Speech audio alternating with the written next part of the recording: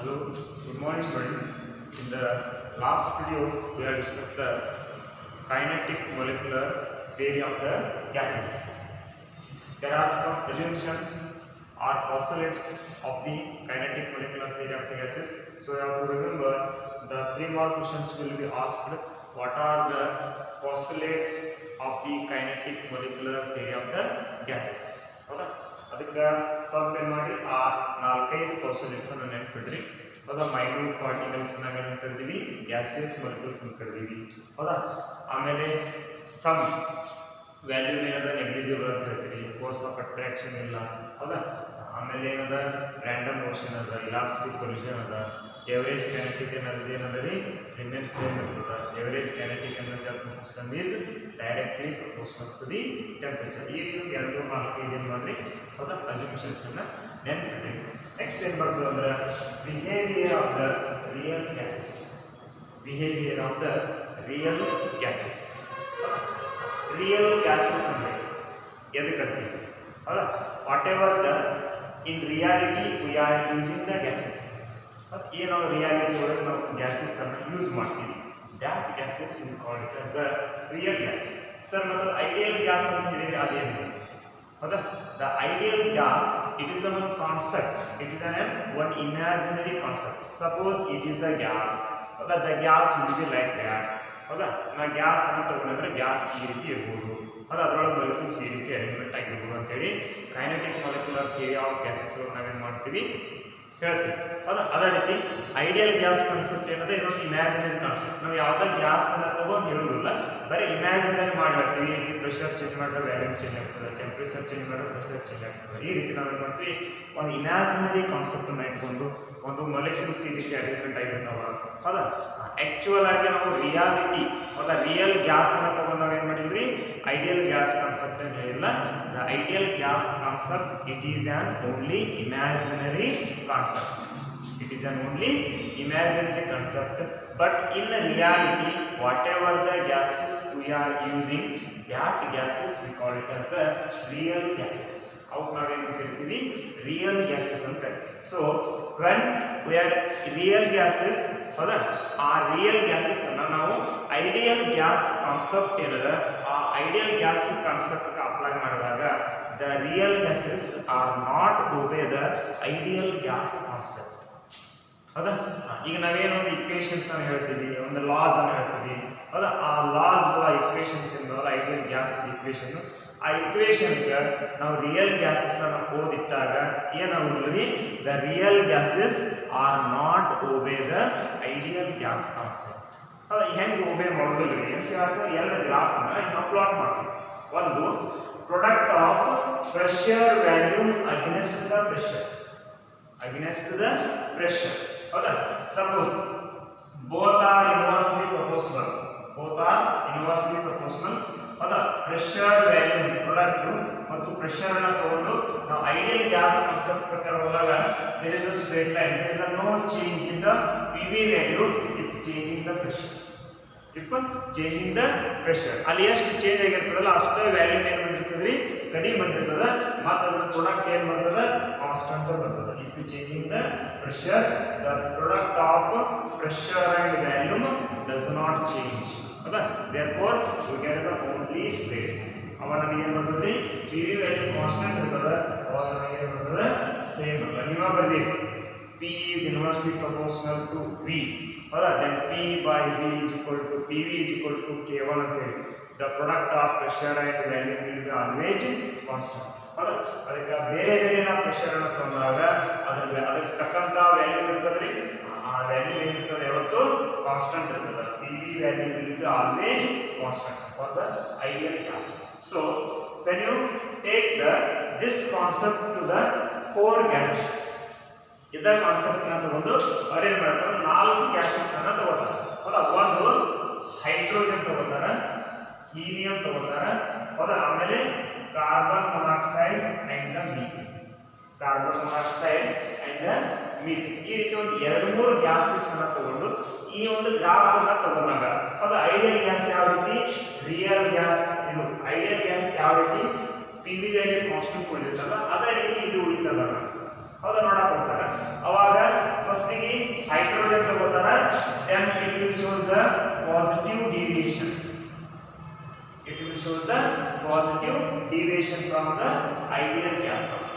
ಈ ideal gas constant ಏನು ಮಾಡ್ತದೆ, ಡಿವಿಯೇಷನ್ ಅನ್ನು ತೋರಿಸ್ತದೆ. ಅಂದ್ರೆ ಇದೇನು ಬರಬೇಕಾಗಿತ್ತಲ್ಲ, ಪಿ ವಿ ವ್ಯಾಲ್ಯೂ ಕಾನ್ಸ್ಟೆಂಟ್ ಬರೋದಿಲ್ಲ. ನಾವು ಪ್ರೆಷರ್ ಚೇಂಜ್ ಮಾಡಿದಾಗ ಪಿ ವಿ ವ್ಯಾಲ್ಯೂ ಏನಾಗ್ಬೋದು ಹೋಗ್ತದೆ, ಹೆಚ್ಚಿಗೆ ಆಗ್ಬೋದು ಹೋಗ್ತದೆ. That is for the hydrogen. So ಇದರೊಳಗೆ ಹೈಡ್ರೋಜನ್ ಗ್ಯಾಸ್ ಮತ್ತೊಂದು ಗ್ಯಾಸ್ ತಗೊಂಡು ಏನು ಮಾಡ್ತಾರೆ, ಹೀಲಿಯಂ ಗ್ಯಾಸ್ ಅನ್ನು ತಗೋತಾರೆ. This will also shows the positive deviation. ಅದು ಏನು ಮಾಡ್ತದೆ, ಪಾಸಿಟಿವ್ ಡಿವಿಯೇಷನ್ ಅನ್ನು ತೋರಿಸ್ತದೆ. ಹೌದಾ? As the pressure changes, then PV value also goes on changes. The PV value also goes on changes. Then you take the carbon monoxide gas. Then you take the carbon monoxide gas. When if you changing the pressure, initially the value of PV value goes on decreasing. It means that first initially it will shows the negative deviation from the ideal gas. ಹೌದಾ? ಒಂದೇನು ideal gas concept ಇತ್ತಲ್ಲ, ಆ concept ಇಂದ ಏನು ಮಾಡ್ತದೆ, negative deviation ಅನ್ನ ತೋರಿಸ್ತದೆ. P V value ಏನಾಗ್ತದ್ರಿ, ಡಿಕ್ರೀಸ್ ಆಗ್ತದೆ. And certain time then automatically the P V value goes on increasing. Likewise, if you take the methane gas, they will also show the negative deviation. Then further increase in the pressure, then only they will get the positive deviation. ಅವಾಗ ಏನು ಮಾಡ್ತದೆ, ಈ ideal gas ಏನಿದಲ್ಲ ಅದು line ಏನು ಮಾಡ್ತದೆ, cross ಮಾಡಿ ಮತ್ತೇನು ಮಾಡಕ್ಕೆ ಶುರು ಮಾಡ್ತದೆ, ಪಾಸಿಟಿವ್ ಡಿವಿಯೇಷನ್ ಅನ್ನು ತೋರಿಸ್ತದೆ. Therefore, when you are plotting the graph for the real gases, they will not obey the ideal gas concept. They are shows the deviation from the ideal gas concept. They will show the deviation from the ideal gas concept. Ideal gas concept ಏನು ಮಾಡ್ತದೆ, deviation ಅನ್ನು ತೋರಿಸ್ತದೆ. ಅಂದರೆ ಅದೇ ಇರುವಂತ concept ಗೆ ಏನಾಗೋದು, adapt ಆಗೋದಿಲ್ಲ. ಅವ್ರು ಹೇಳುವಂತ ಥಿಯರಿ ಏನಾಗೋದಿಲ್ಲ, ಈ ರಿಯಲ್ ಗ್ಯಾಸಸ್ಗೆ ಒಬ್ಬೇ ಆಗೋದಿಲ್ಲ. ಹೌದಾ? What are the causes for the deviation of the real gas from the ideal behaviour? ಯಾಕೆ ಐಡಿಯಲ್ ಬಿಹೇವಿಯರ್ ಅನ್ನು ತೋರಿಸಿದ್ರಲ್ಲ, ಯಾವ ಡಿವಿಯೇಷನ್ ತೋರಿಸ್ತಾರ, ಏನ್ ರೀಸನ್ ಅದ, ಏನ್ ಕಾಸ್ ಅಂತ ಹೋದಾಗ there are the two assumption in the kinetic molecular theory of the gases are wrong. There are the two assumptions in the kinetic molecular theory of the gases is wrong. ಅಂದ್ರೆ ಏನು ಎರಡು assumptions ಅದಾವು kinetic molecular theory ಒಳಗೆ ನಾನು ಹೇಳಿನಿ. ಅದರೊಳಗೆ ಎರಡು assumption ಏನದಾವ, ರಾಂಗ್ ಅದಾವ. ಯಾವ ಎರಡು ಅಸಂಪ್ಷನ್? ಹೌದಾ? ಒಂದೇದು there is no force of attraction. No force of attraction between the gaseous molecules.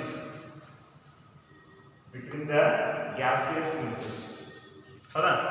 ಎರಡನೇದು ಮೂರನೇದು ಅಸಂಪ್ಷನ್ ಅನ್ನು ಹೇಳಿ ನೋಡಿ. ಮೂರನೇದು there is no force of attraction between the particles of gas at ordinary temperature and pressure. ಒಂದು ordinary temperature ಮತ್ತು pressure ನ apply ಮಾಡಿದಾಗ ಆ ಗ್ಯಾಸಿಯಸ್ ಮಾಲಿಕ್ಯೂಲ್ಸ್ ಒಳಗೆ ಏನಿಲ್ಲ ಅಂತ ಹೇಳಿದ್ವಿ ನಾವು, there is no force of attraction between the gaseous molecules. ಹೌದಾ? Suppose that is the first assumption. ಹೌದಾ? That is the first wrong assumption. There is no force of attraction between the gaseous molecules. ಹೌದಾ? Then second assumption is volume of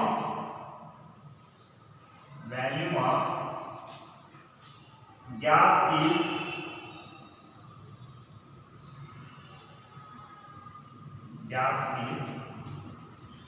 negligibly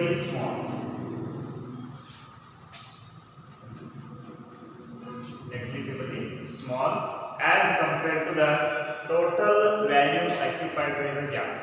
ಅದು ಏನೊಂದು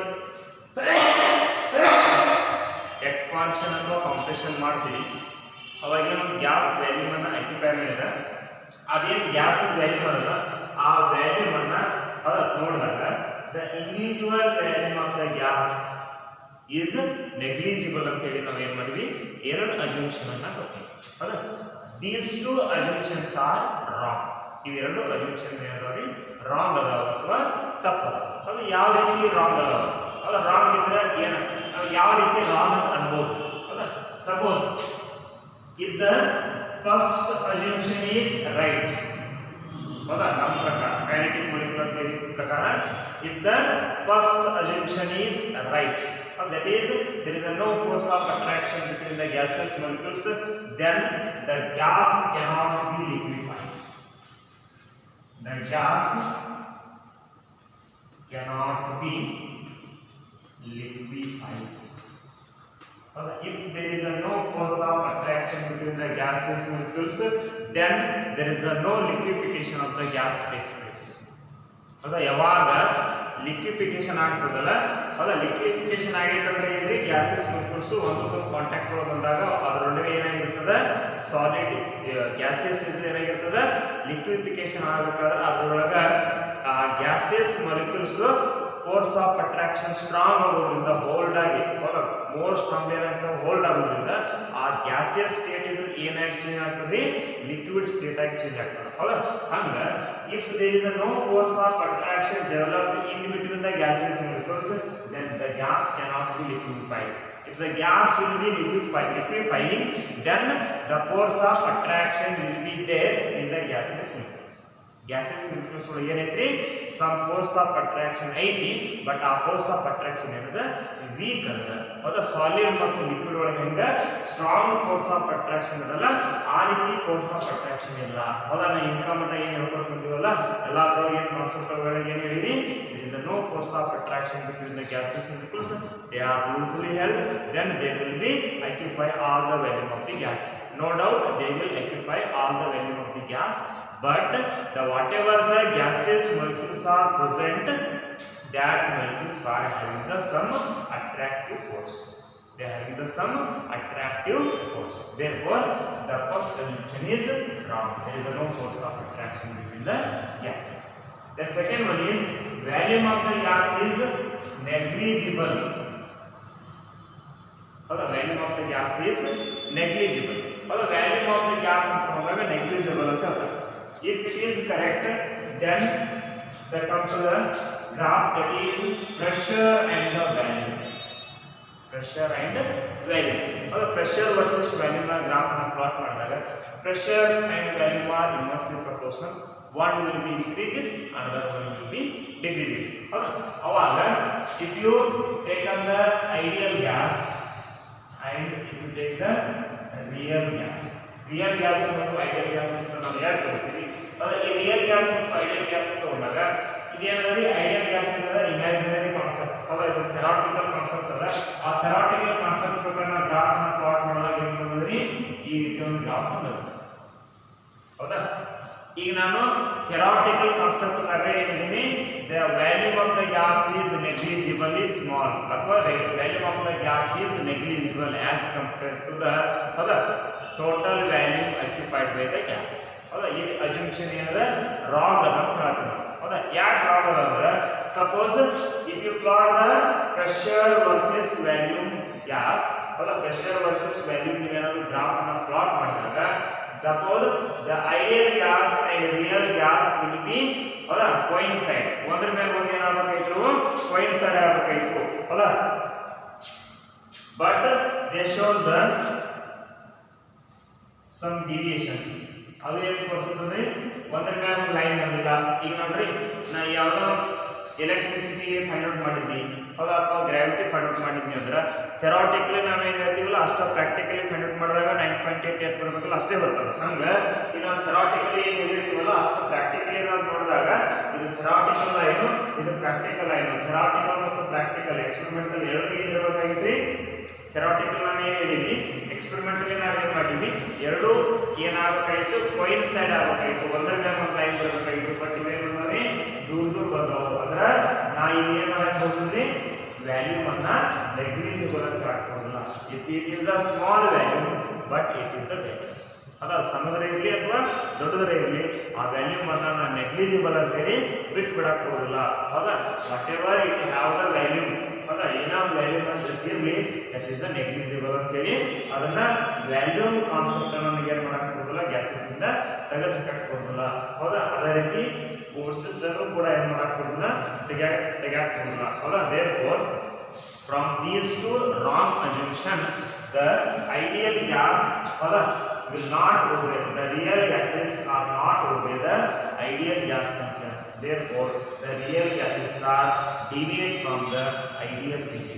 ಏನು ideal behaviour ತೋರಿಸಬೇಕಾಗಿತ್ತು ಆ ಬಿಹೇವಿಯರ್ನ ತೋರಿಸೋದಿಲ್ಲ. ಯಾಕಂದ್ರೆ ನಾವಲ್ಲಿ force of attraction ಅನ್ನು ತೆಗೆದಾಕಿವಿ, value negligible ಅಂತ ಹೇಳಿ ಅದನ್ನು ತೆಗೆದಾಕಿವಿ.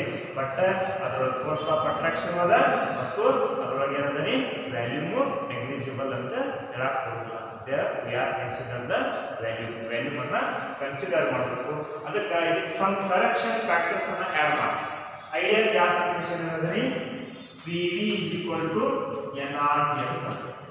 PV is equal to nRT ಅಂತ. ಬಟ್ ಇದು ಪ್ರೆಷರ್ ಮತ್ತು ವ್ಯಾಲ್ಯೂ ಎರಡು ನಾವು ಏನು ತಗೊಂಡಿವಿ ನೆಗ್ಲಿ. ಅದು ಥೆರಾಟಿಕಲ್ ಮತ್ತು ಪ್ರಾಕ್ಟಿಕಲ್ ಏನಾಗತ್ತಿಲ್ಲ, ಅದು ಎಕ್ಸ್ಪೆರಿಮೆಂಟಲಿ ಮತ್ತು ಥೆರಾಟಿಕಲ್ ಎರಡು ಕೂಡ ಇಲ್ಲ. ಅದಕ್ಕೆ ಈ real gases ideal gas behaviour ನ ಮಾಡಬೇಕಾದ್ರೆ in this equation we are adding the some correction factor. ಹೌದಾ? That is P plus an square by b into P minus nb is equal to nRT. This is the value correction factor and this is the pressure correction factor. This is the pressure correction factor, that is P plus an square by b into B minus nb is equal to nRT. This equation we call it as the van der Waal equation. ಅದರ ಮೇಲೆ ಕರೀತೀವಿ van der Waal equation ಅಂತ ಕರೀತೀವಿ. That is the scientist name van der Waals equation. That is the van der Waal equation. Therefore, if you apply the some condition or some correction factor to the real gas, then real gases will also obey the some ideal gas behavior. Ideal gas behavior obey ಮಾಡ್ತದೆ. Then there is a particular pressure and a particular value. If you apply the minimum value or minimum temperature and the minimum pressure, ಒಂದು minimum pressure ಒಳಗ ಒಂದು minimum temperature ಒಳಗ ಅಷ್ಟೇ ಏನಾಗ್ತದೆ, the ideal real gases will obey the ideal gas concept. Above that pressure and temperature, the real gases will be deviate from the ideal behavior. Ideal behavior ಏನಾಗ್ತದೆ deviation ತೋರಿಸ್ತದೆ. ಈ ರೀತಿ some causes ಯಾಕೆ ನಮಗೆ ತೋರಿಸ್ತದೆ ಅನ್ನೋಕೆ ನಾವೇನು ಮಾಡ್ತೀವಿ, ಅಲ್ಲಿ ರಿಯಲ್ ಗ್ಯಾಸಸ್ ಐಡಿಯಲ್ ಗ್ಯಾಸದ ಬಿಹೇವಿಯರ್ ಯಾವ ರೀತಿ ಡಿವಿಯೇಷನ್ ಅನ್ನು ತೋರಿಸ್ತದೆ. ಇನ್ನು ಲಾಸ್ಟ್ ಒಂದೇ ಒಂದು ಕಾನ್ಸೆಪ್ಟ್ ಅದ ಇದ್ರೊಳಗೆ ಕಾಂಪ್ರೆಸಬಿಲಿಟಿ ಫ್ಯಾಕ್ಟರ್ ಅಂತ ಬರ್ತದೆ. ಅದು ಅಷ್ಟು ಹೇಳ್ಕೊಂಡು ಆಮೇಲೆ ಯಾವ ಟೆಂಪರೇಚರ್ ಮತ್ತು ಯಾವ ಪ್ರೆಷರ್ನ ಅಪ್ಲೈ ಮಾಡಿದಾಗ ಅದು ಎಷ್ಟು ಟೆಂಪರೇಚರ್ ಎಷ್ಟು ಪ್ರೆಷರ್ ಇದ್ದಾಗ ಹೌದಾ the real gases will obey the ideal gas concept. Ideal gas ಕಾನ್ಸೆಪ್ಟನ್ನು ಓಬೇ ಮಾಡ್ಬೇಕು ಅನ್ನೋದನ್ನು ನೆಕ್ಸ್ಟ್ ಕ್ಲಾಸ್ ಒಳಗೆ ನೋಡ್ಬೇಕು. ಹೌದಾ? ಇಷ್ಟು ಹೇಳಿದ್ರೆ ಈ ಚಾಪ್ಟರ್ ನೆಕ್ಸ್ಟ್ ಕ್ಲಾಸ್ ಒಂದು 10 ನಿಮಿಷದ ವಿಡಿಯೋ ಆಗ್ತದೆ, 5 ನಿಮಿಷದ ವಿಡಿಯೋ ಆಗ್ತದೆ. ಅಷ್ಟಾಗಿ ಒಂದು 2-3 ಪ್ರಾಬ್ಲಮನ್ನು ಬಿಡಿಸಿದ್ರೆ ಈ ಚಾಪ್ಟರ್ ಏನಾಗ್ತದೆ ಮುಗಿತದೆ. ದ ಸ್ಟೇಟ್ಸ್ ಆಫ್ ಮ್ಯಾಟರ್ ಏನಿತ್ತಲ್ಲ ಆ ಕಾನ್ಸೆಪ್ಟ್ ಮುಗೀತದೆ. ಅದಕ್ಕೆ ಇನ್ನೊಂದು ಸ್ವಲ್ಪ ಏನು ಮಾಡಿ ಮತ್ತೆ ಸ್ಟಡಿ ಮಾಡೋಕ್ಕೆ ಸ್ಟಾರ್ಟ್ ಮಾಡಿರಿ. ಹೌದಾ? ಒಂದು ಸ್ವಲ್ಪ ನೋಟ್ಸನ್ನ ತೆಗೀರಿ. ಹೌದಾ? ಅಥವಾ ನೋಟ್ಸನ್ನ ಬಂದು ಇಸ್ಕೊಂಡು ಹೋಗ್ರಿ. ಹೌದಾ? ಓಕೆ, ನೆಕ್ಸ್ಟ್ ಕ್ಲಾಸ್ ಒಳಗೆ ಕಾಂಪ್ರೆಸಬಿಲಿಟಿ ಫ್ಯಾಕ್ಟರ್ ಜೆಡ್ ಅಂತ ಬರ್ತದೆ, ಅದ್ರ ಬಗ್ಗೆ ಒಂದು ಸ್ವಲ್ಪ ಸ್ಟಡಿ ಮಾಡೋಣ ಅಂತ. Okay, thank you.